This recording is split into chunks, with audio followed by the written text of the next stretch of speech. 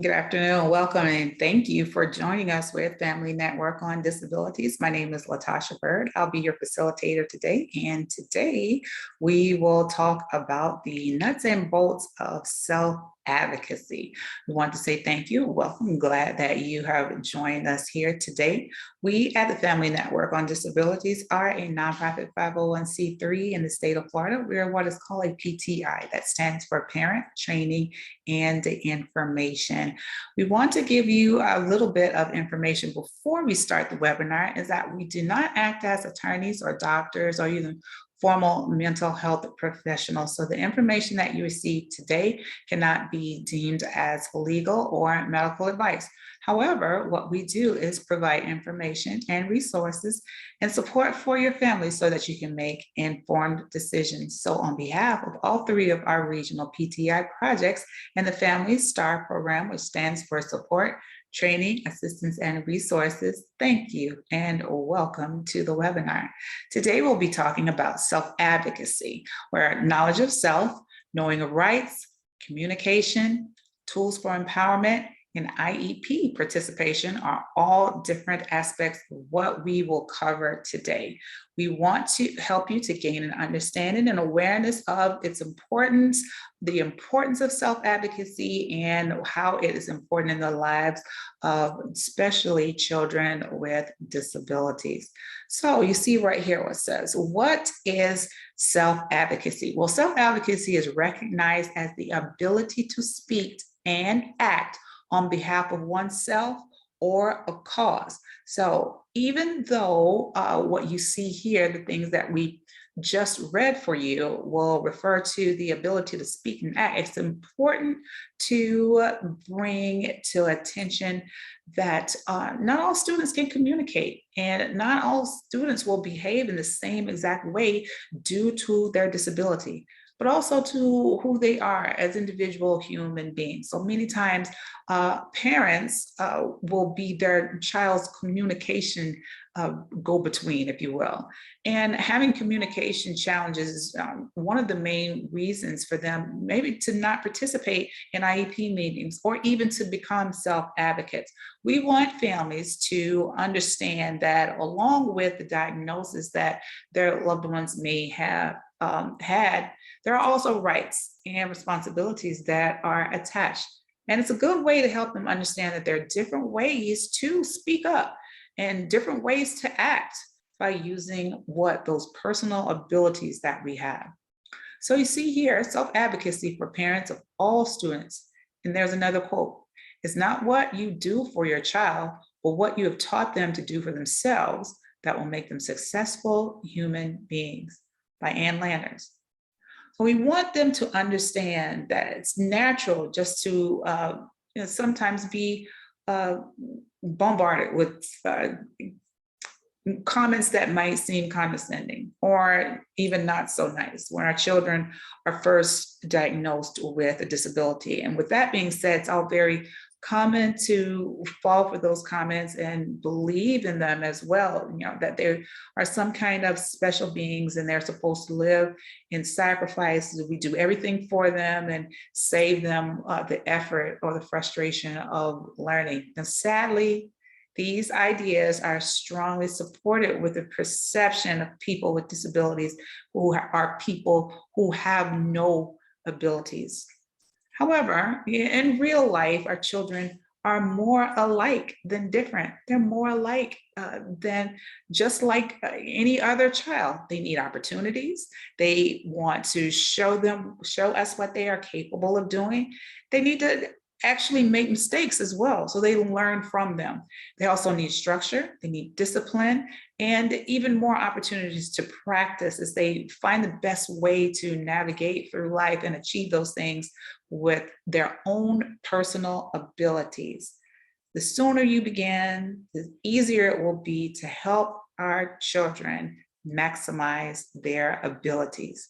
As parents, we want to gradually shift from being a child's advocate to a child's coach, all within the self-advocacy for parents of all students. When students with disabilities turn 12 years old, according to these recently updated policies on transition, your child's IEP team will start talking about self-advocacy and the importance of inviting the student to the IEP table. And also when they can start having that conversation about how important it is to involve them in so that the student can feel comfortable talking about potential accommodations and what those related services will look like in the future. So let's be honest. Let's be perfectly honest about it. It's not easy as a parent to embrace what that transition looks like in our own minds. Our children need to be protected. We feel that they shouldn't be pressured or, might not even want to be self-advocates at such an early age.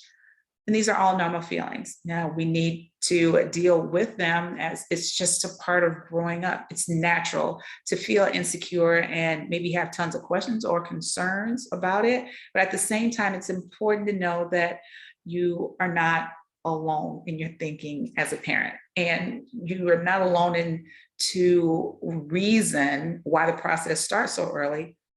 But we want to give families the time. Starting early and practicing often is a great way to make sure that you can work out the kinks and everything works for all parties involved. So these are some easy strategies that you can try at home. And instead of being in charge of your child's school schedule, start sharing the responsibilities with them. Creating visual schedules can allow you to involve your child in getting ready for school every night. And instead of choosing their clothes or deciding what to pack for their lunch, giving them a group of choices that they can choose from, helping them to create their own schedules.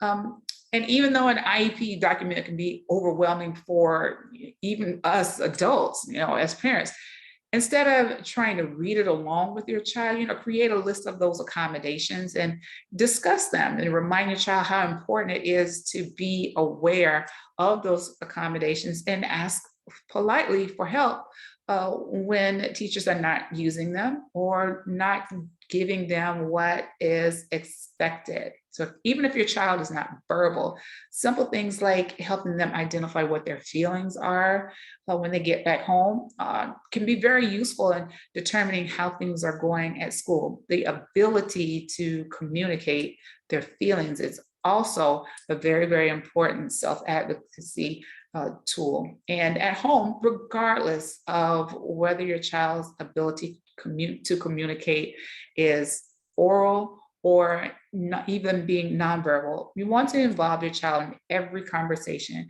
all of those discussions regarding his education. Self-advocacy begins with involvement and it evolves over time.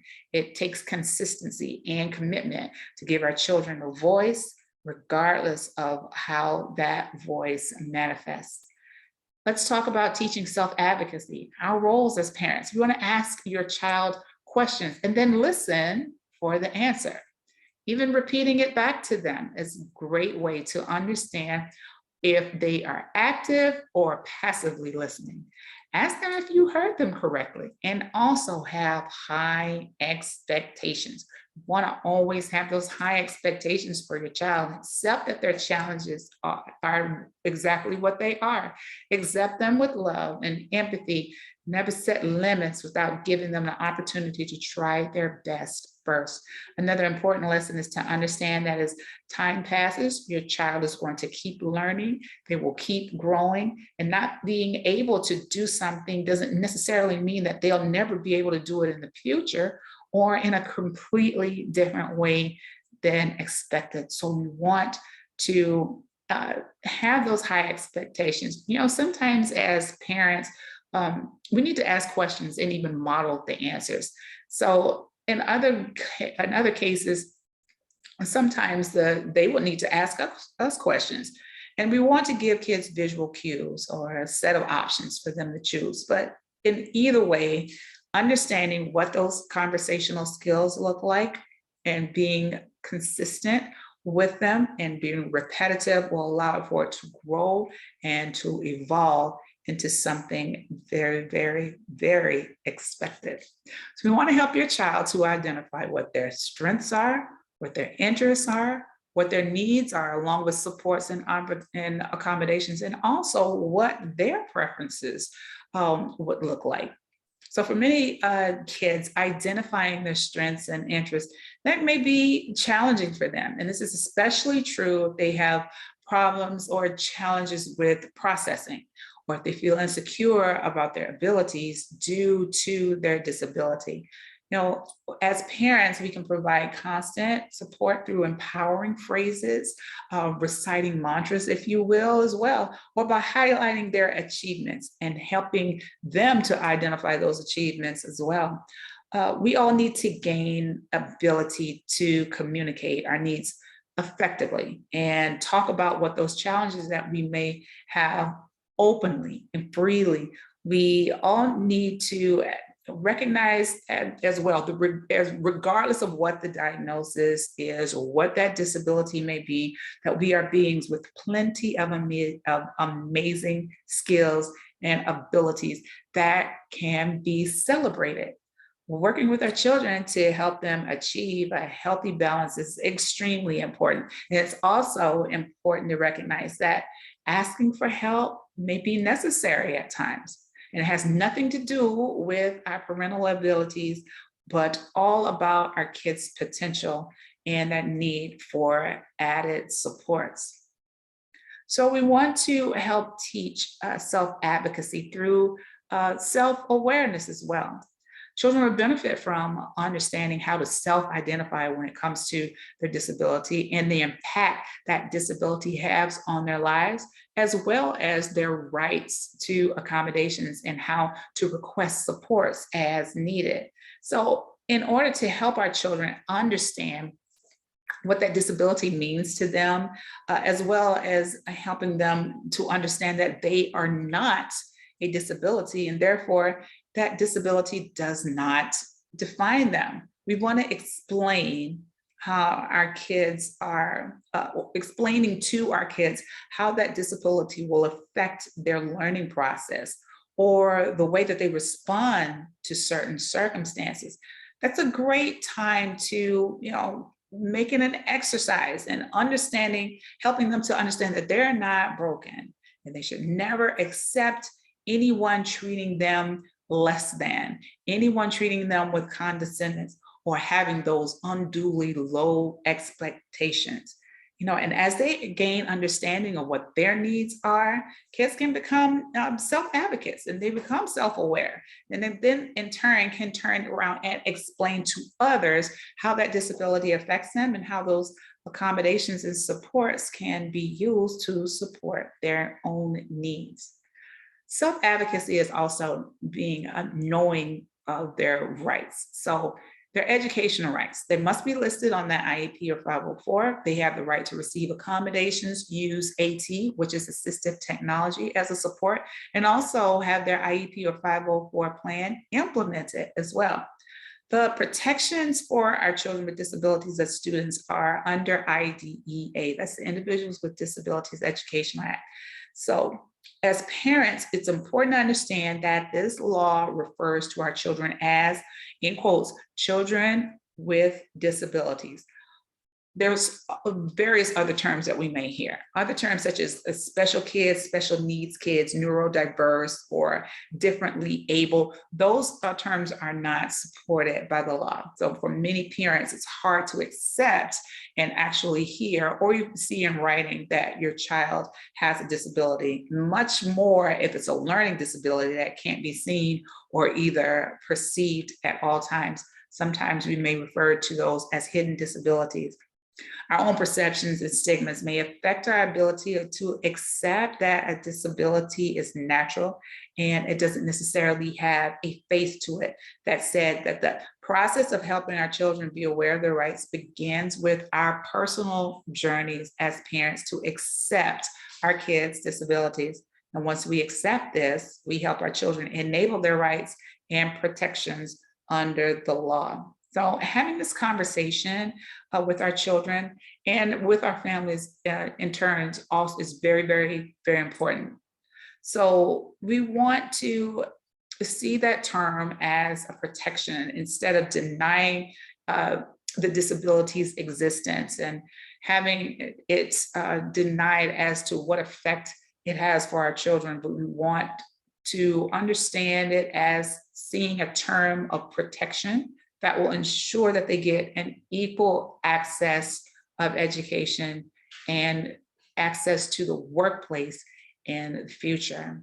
So we want to think in terms of not having children with disability in that quote for IDEA being something as a derogatory, something of a derogatory nature. We want to think of it more as a term of protection.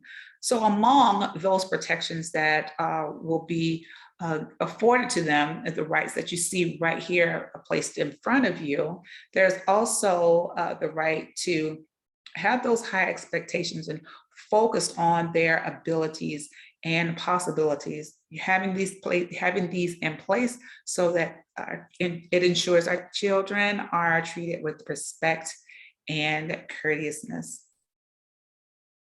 So with that, we want to teach communication is also a form of self-advocacy. This involves your child's ability to communicate by listening to what is being said, using a respectful tone, calm and low, speaking up for oneself, and even asking for help or accommodations if needed, negotiating and understand how to compromise.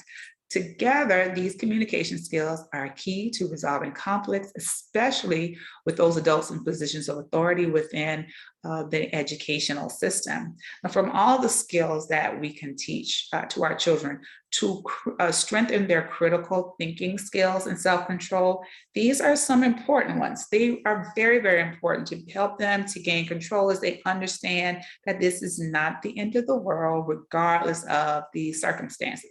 They can use their words and they can defend their position with respect. These skills are first modeled at home, daily, on a constant basis. So we want to be sure to support them with explanations on how they can help and how they can be applied when necessary in that educational setting, reminding the kids that they cannot just have behaviors at school. And it is important to listen first and ask for a break if they need it, and always use a respectful tone. All leads into those communication factors and helping them to support self-advocacy efforts.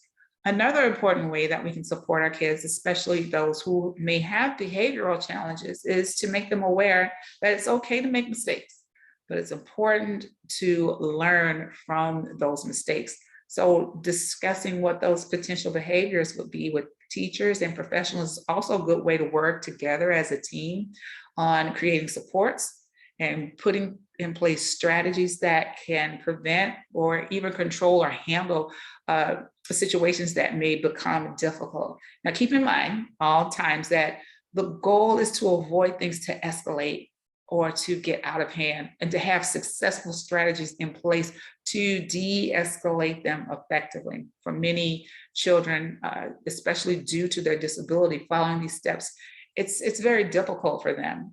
So again, it's important to be patient, to have that understanding and know what the reasons are behind their behavior, and to support them rather than judging them. There's also self-advocacy around the IEP table. So we talked a little bit earlier about that time when children being invited to the IEP table is being reduced, and their age, is being reduced, and they can start participating at the age of 12. So you want to help your child get prepared to voice their needs and concerns in the most appropriate way. And you can model that behavior through role playing. That's a great activity to help your child manage anxiety and to feel confident as well. You want to allow your child to decide how long they want to stay. Motivate them to be involved, but don't force them. You want to help your child prepare notes or even give a small presentation to help things flow. And sometimes it's great to have a video that's pre-recorded that can be shown, especially if they are having a little anxiety about standing in front of crowds. But also you want to be patient and celebrate your child's involvement according to their personal abilities and congratulate and celebrate them. So we want to understand what those efforts are. And we don't measure success based on what those external factors may look like, but measure it with the courage that it took for them to be involved. Measure their determination to continue that task until the very end, and measure the strength that your child has to show up and show that they are continually developing those advocacy skills.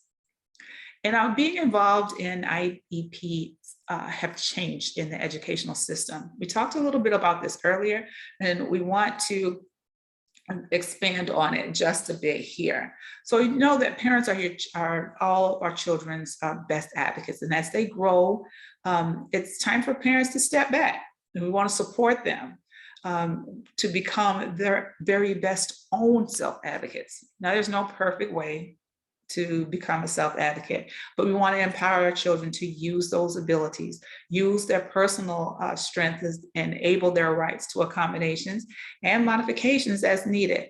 The first and most important step is to show up, to be involved, helping our children to understand what their challenges are, what their needs are, what those concerns are, and work alongside them to bring those ideas and solutions to the table.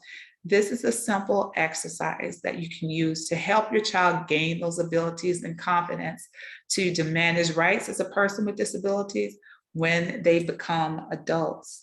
These are all great ways to think in terms of our children as growing up. We know that transition is an integral part of them becoming self-advocates. And in this way, we want to model those behaviors early. We want to model them often, give them encouragement and as much practice and support along the way so that they can become the best self-advocates that we know that they can be. And with that, we want to say thank you for joining us here today for self-advocacy. We want to invite you to give us some feedback about things that you may want to see in future workshops as well. And on behalf of our Family Network on Disabilities umbrella of regional PTIs with POPIN, PSN, PEN, and Family Star for those families who care for loved ones with complex medical needs, we invite you to visit our website, www.fndusa.org, and also on our social media channels in English and Spanish for business and group pages for more conversation sharing, information sharing, and mutual community. Also, you can visit us on Instagram and Twitter as well. So with that, we want to say thank you. Should you need more information, you can contact the Family Network on Disabilities at 1-800-825-5736. Again, that number is 1-800-825-5736. And there will be someone to direct you to the regional trainer and regional program, which will be suited best for your needs. And with that, we just want to say thank you again for joining us here today for self-advocacy. Should you have any questions or concerns, please contact us at the information that we have been given previously on those slides. Again, my name is Latasha Bird. It's been a pleasure to be your facilitator today. And should you need FND for any other reason, FND is here to help. Take care. We'll talk to you soon.